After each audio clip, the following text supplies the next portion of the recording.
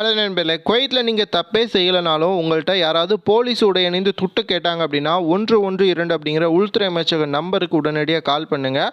குவைத்தில் ஒரு நபர் முஸ்லீமாக வெளிநாட்டவர் மாறக்கூடிய அழகிய காட்சி வெளியாயிருக்கு. அது சம்மந்தமாகவும் பார்க்க போகிறோம். நிறைய முக்கியமான குவைத் செய்திகள் இந்த வீடியோவில் இருக்குது. வீடியோ முழுவதுமாக பாருங்கள்.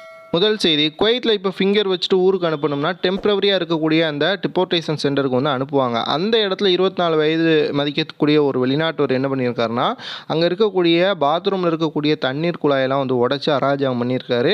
அந்த நபரை தற்போது மேலும் ஒரு வழக்கு அவர் மேலே பதிவு செய்யப்பட்டிருக்கு. ஏற்கனவே விசா இல்லைன்னு சொல்லி தான் உங்களை ஃபிங்கர் வச்சுட்டு அந்த இடத்துல வச்சுருக்காங்க. அங்கேயும் போய் உங்கள் சேட்டையை காமிச்சிங்க அப்படின்னா குவைத்தில் இருந்து போக முடியுமா?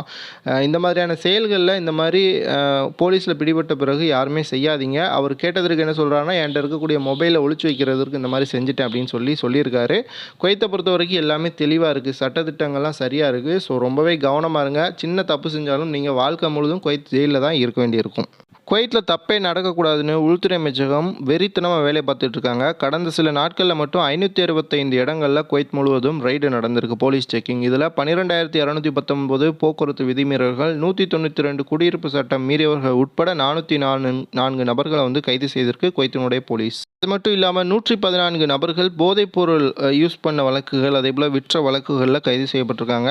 குவைத்தில் போதைப்பொருள் வழக்கில் பிடிபட்டீங்க அப்படின்னா காலம் முழுதும் ஜெயிலில் இருக்கணும். விசா இல்லாமல் இருந்தால் கூட ஒரு மாதம் நீங்கள் ஜெயிலில் இருந்துட்டு ஊருக்கு போயிடலாம். போதைப்பொருள் வழக்கில் சிக்கிட்டீங்கன்னா காலம் முழுதும் குவைத் ஜெயிலில் தான் இருக்கணும். ஸோ ரொம்பவே கவனமாக அந்த மாதிரியான செயல்களில் ஈடுபடுறவங்க அந்த இதிலேருந்து தவிர்த்துக்கோங்க.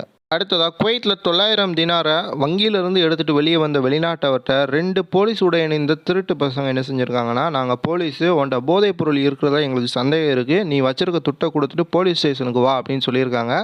அவர் பயந்துக்கிட்டு என்ன செய்யன்னு தெரியாமல், இல்லை நான் அதை மாதிரிலாம் செய்யலை அப்படிங்கிற மாதிரி சொல்லியிருக்காரு. ஆனால் அந்த 2 நபரும் அந்த நபர், அதாவது வெளிநாட்டவர்கிட்ட 900 தினாரை பிடுங்கி அவரை கீழே தள்ளி விட்டுட்டு ஓடிருக்காங்க.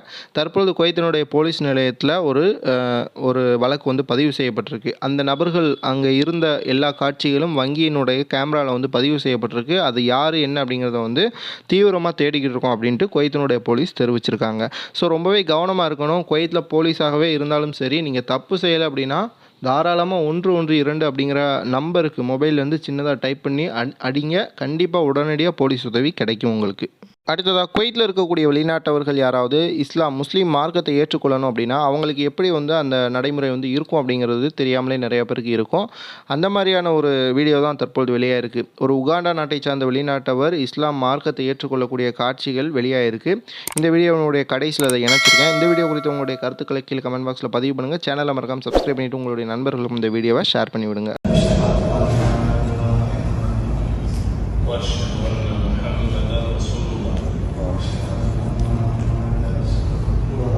الله أكبر الله أكبر.